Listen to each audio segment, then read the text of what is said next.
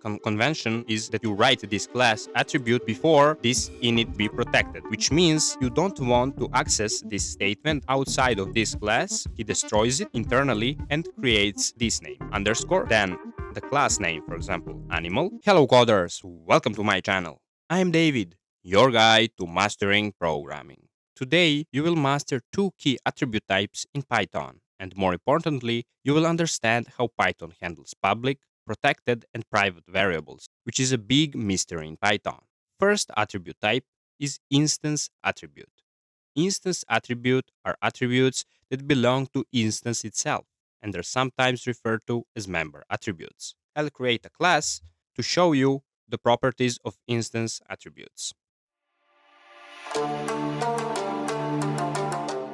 I created a class animal and defined an initializer with a special method init that will get the value and will set the attribute instance type to be equal to that value that I passed to this initializer. So when I create an instance dog, I need to write my class name and in these parentheses pass the type. As you can see, PyCharm tells me that I have to pass type. For example, I'll pass dog.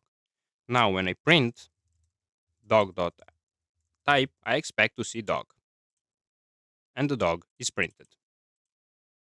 Why this self.type is called an instance attribute? That's because it's bound to an instance, which means it doesn't exist if the object is not created. And for every object, it has a special value, unique value.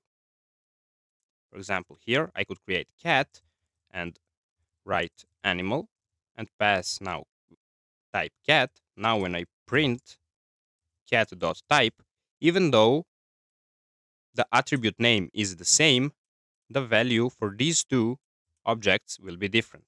As you can see, one prints dog while other prints cat. Second attribute type is class attribute. Class attributes, on the other hand, are attributes that belong to class itself. You have to create them in the class scope, for example, here or here, but they have to be outside any method. So I can't create, for example, a class attribute here. I'll create my statement. Also, the convention is that you write this class attribute before this init method, not after. To access this statement, there is two ways. For example, you could access it using a class name, for example, animal dot statement, and that would print you nothing because I didn't write anything. For example, I love animals. As you can see, it prints I love animals. But what do you think will be printed if I write cat dot statement? Will there be an error or will it print something else? Write down in the comments below. As you can see, it prints I love animals again. Why is that? As I said before, class attributes are bound to class. This cat is of class animal, so it has this statement here. This dog is also of type animal, so it also has this statement here. So when I write print dog.statement, it will also print I love animals. This means that class attributes have the same value across all instances. Now, maybe you wonder what's the difference between class and instance attributes. Well, I have mentioned one.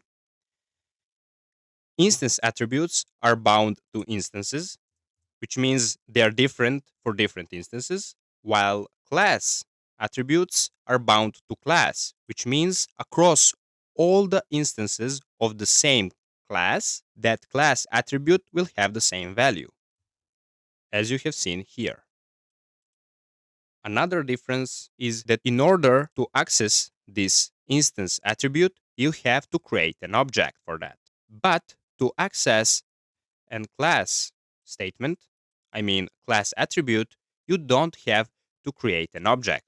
you just have to write this class. For example, as you can see, here it says there's an error. But I could normally access my statement here.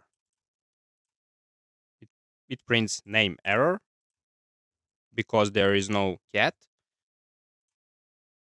And here I could write I love animals. Python doesn't have private, public, and protected variables like other programming languages that support object-oriented programming. But that concept is very much in need if you want your code to look clean and to avoid errors. So Python programmers created convention that creates private, public, and protected variables artificially. For example, if you write here an underscore score by convention, you want this statement to be protected, which means you don't want to access this statement outside of this class or classes that inherit from this class. We will talk about inheritance in some other videos.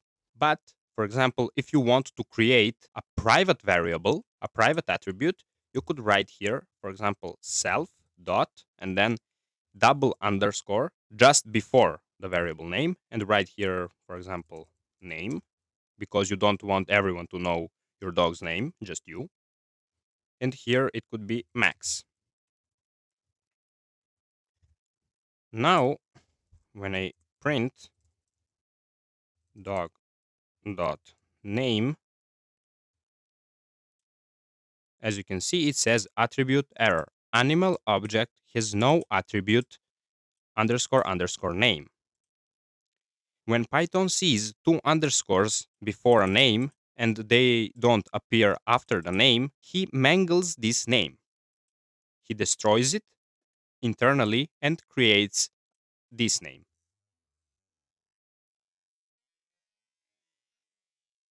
Underscore, then the class name, for example, animal, and then the name that you wrote here. For example, here I wrote underscore underscore name, which now when I run this code, as you can see, max is printed.